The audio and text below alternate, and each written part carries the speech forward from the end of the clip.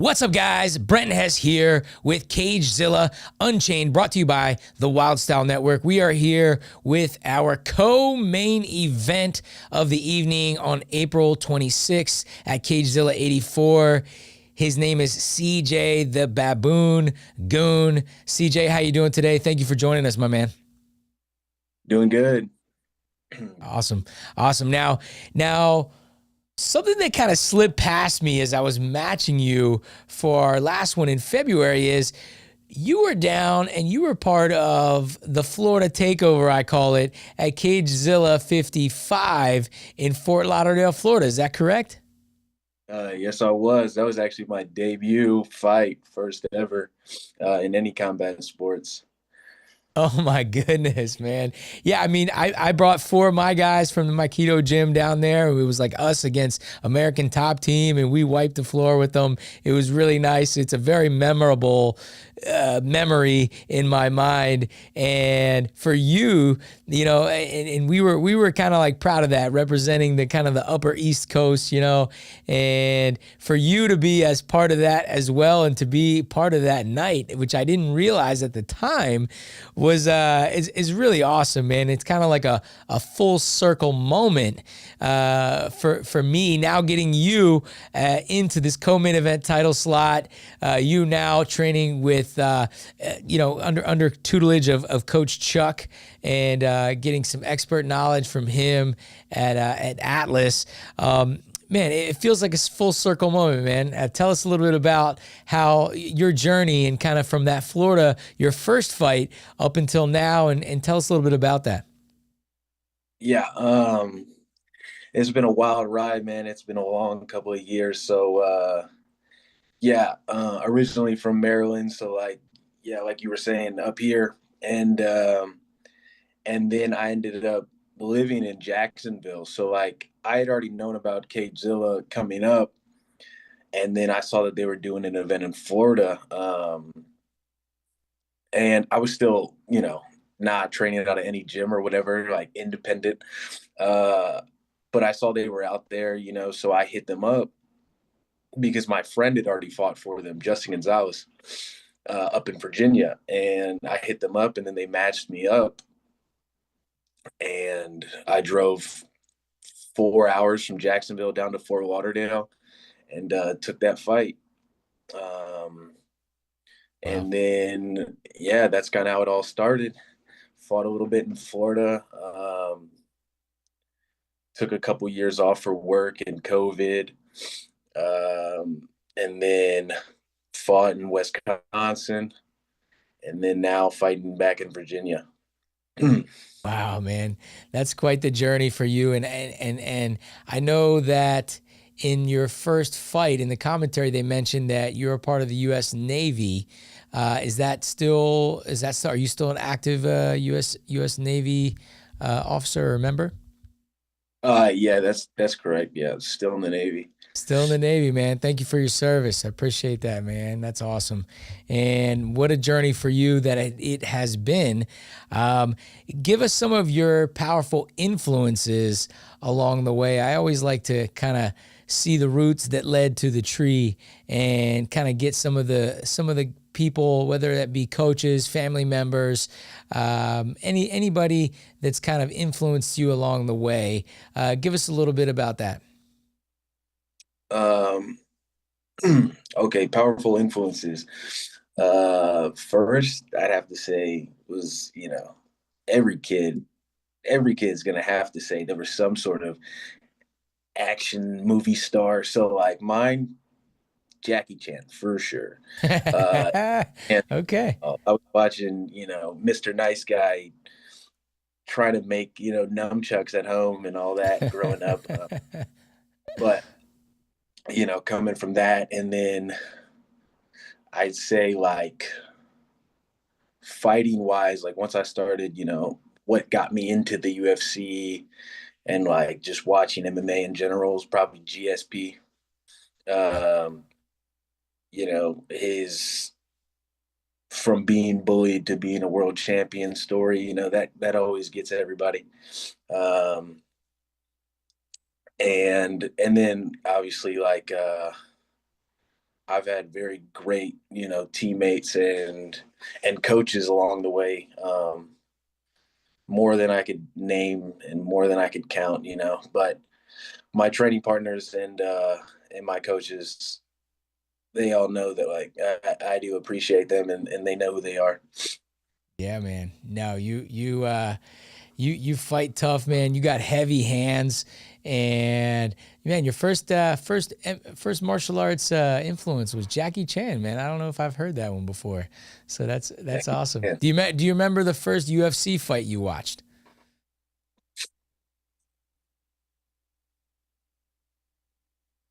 First UFC fight I watched. Um, I don't remember specifically. No, I do remember. I remember the first pay-per-view that I like. I got emotional at. I'll tell you that much. When I saw Anderson Silva break his leg against Weidman, I actually Oh, like cried a little bit. oh, That was probably like the most memorable one for me in the jeez. early time of me coming up. Jeez, yeah, that was the second time they fought, right? That wasn't the first. The first time they fought was kind of like where he leaned back and he caught that left hook, right? Yeah, And that was to me was surprising and a little frustrating too because I was like, man, he was playing with. I was a big Anderson Silva fan. I was like, man, he was playing with him. He shouldn't have been playing with him. And then the second time they fought with that break of the leg, man. I mean, that was just something else. That was something else. And for that to turn around and happen to Chris, you saw that it happened to him as well yeah. after the fact.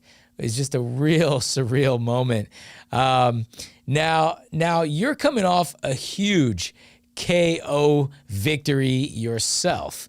If people were living under a rock, man, I think that video had to have gone viral. You had a great KO victory on our last Cagezilla. You know, you're entering this co-main event title fight against our current super lightweight champion at 165, Wilson Melgar. Tell us what, if anything, you know about him heading into this lightweight title fight here coming up at Cagezilla 84. I don't know too much. I All I do know is like a little bit from like my team and my gym was that I guess his debut was against one of the guys from my gym, Oh, and it beat him. So I don't know too much about him. I just know that he does have a win over one of the guys in my gym. So got to get it's that one really back, about it. right? Yeah, yeah, yeah. Got to get it back. Awesome, man. I mean, your must-watch action inside the Cagezilla cage.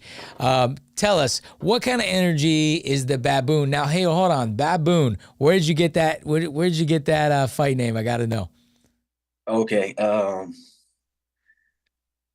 Well, I really got it in like middle school. Like this is probably people have been calling me the baboon since like seventh grade, but really it just started off because it rhymes with my last name. Yeah, I Because mean, my with a last, name like CJ Goon, you almost don't need a fight name, right? Like that's pretty, yeah, it's pretty badass right there.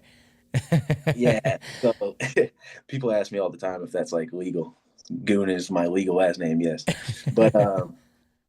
But yeah. So it started off with like it just rhymed with my last name, and then I don't know. I guess as I started fighting, like they were just like, you kind of fight like a wild man, like the baboon sticks. And then it's been with me ever since.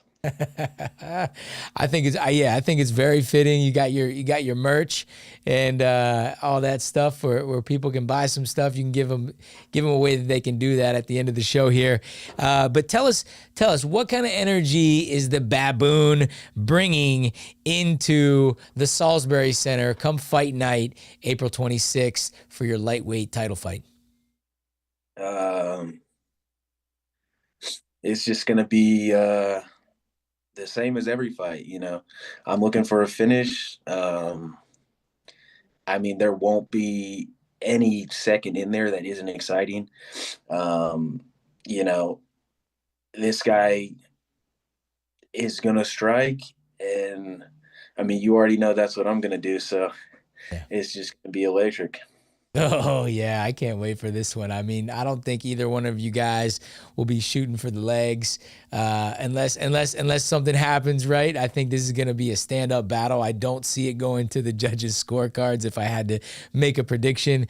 And man, what an exciting lightweight title fight treat for our fans here. Now, from our fan zone, man, we got some Cagezilla fans online, some typically younger guys who look up to you guys, man, and really kind of follow you guys and look up to you guys, and really had a question for you guys. So we kind of had a poll, and one of the questions that came up was, what does a daily routine look like for an MMA fighter, you being the case in this case? What does a daily routine look like for you when you're getting ready and you're training for a fight? Well, I guess first I'll start off with saying that I'm pretty active. The daily routine in a fight versus like out of a fight, I mean, still basically the same. But yeah, so all right, let's walk you through it. Well, first off, normally hit cardio in the morning, like before I go to work. So get my road work in, running, and then work. Get off of work at about 3, and then I'm going into training around 4:30, and then I'm in the gym from 4:30 until like 8. Uh, um, that's striking class, a jiu-jitsu class, and then like some MMA team practice in between, like, transitioning through all that. Um, I'll bring my dinner to the gym with me. We got a Hmm. microwave there. Eat your meal. Eat your meal in between practices. Do what you got to do, um, and then shower, sleep, repeat. Yeah, yeah. Life of a fighter is you got to stay consistent, and your head coach is Coach Chuck. Yes, that's correct. Awesome. Yeah, he's a great guy, great coach, and me and him have had a lot of good rapport. So cool, man. Well, I think the fans would enjoy hearing that and hearing the dedication that you have to put in if you want the results that you get. So that's awesome, man. Well, before we leave, share with us a quote or a motto, maybe something you've read or something that something you live by, something your coaches have shared with you, something that has empowered you and that could possibly pass along that to our audience. All right. Yeah. When you asked me this question, I started thinking of some good ones. Then I got stuck, and then I was like, you know what? Let me just revert to like what I know. So I'm gonna pull out a good old anime quote. One coming from Yami from Black Clover, and he said, "Even if you think you might lose, you'll be fine as long as you don't give up. Surpass your limits, and then a path will open up for you." Um, a little bit longer, but I think that's a good one. So really, to me, that hits pretty hard. And it's just like, look, at the end of the day, as long as you don't give up, as long as you give it everything you got, there's always a way forward. There's always a way for success. There's always a way to overcome the obstacles. Uh, and I think that's just the way that you should look at life. Yeah, that's not only a good quote for fighting, but a good outlook for life, like you say, and powerful for you to share it with us. I don't know if I can relate to you on the anime side of things because that's just not my thing. But I do like the quote. I appreciate that, man. Well, hey, CJ, give us a way. I know you got a super bright future, man, and give us a way that we can follow you, show you a little love online, whether that be maybe your Instagram, Facebook, social media, TikTok. I don't care what you got. Just share it with us, man, so we can follow you. And you can also give us a way, if you want, that we can also follow your team and give out any shout outs to any family, friends that you might want to do that also. Now would be the time to do that. Yeah. So to follow me, go ahead on Insta. The handle is Goon Squad, 2 A's, 3 D's. Goon Squad, 2 A's, 3 D's. Yeah. If you're looking for my team, it's going to be Atlas Wellness and MMA, and on Instagram, and also if you want to support me in any way, go ahead, get you some Baboon merch. That is going to be in my Instagram bio. If you click on the TMH MMA link, you can go ahead and buy one of these shirts. They come in black and in white. Yeah, man. I like that shirt, man. Stand up a little bit, show the audience that shirt. I want to see that. They got to see the baboon. Look at that. Come on, guys. Pick yourself up a baboon shirt, man. I want one of those, man. You got to bring me one. And oh yeah, also I ran back the video when you guys live streamed it, and I saw the commentary. I don't know who that was. The other commentator, he was like, "That's actually a mandrill. I think that's a mandrill, not a baboon." Oh, that wasn't me, man. No, I know it wasn't. But he was like, "That was," which, all right, to be fair, it is a mandrill, but like they're close enough in the family that, like, it's okay. Yeah, you caught that, man. I kind of forgot about that. Yeah, his name is Chris, so you have to take it up with Chris when you see him here. Yeah. Awesome, man. Well, I want a baboon shirt, and you guys make sure you guys are supporting him and picking up a shirt or picking up some merch off his IG profile. And CJ, thank you for joining us here today, man. I really appreciate you taking a little time, setting aside a little time. I know you got tons of stuff going on to talk to us here on Cagezilla Unchained. I hope training and everything continues to go awesome for you. You stay healthy leading up to your co-main event title fight here coming up. And thank you once again for joining us, my man. Yeah. Thank you for the opportunity. Yep. All right, guys. Well, there you have it. CJ the Baboon Goon will be co-main event on our Cagezilla 84 card coming up here April 26th. Picking up tickets at CagezillaTickets.com. You do not want to miss our main event, our co-main event, or the whole rest of the card. We're going to have another title fight on the card as well. So make sure you guys are in-house here at the Salisbury Center. I'll see you guys all very soon. Thank you for joining us. Much love and respect. And until next time, signing off.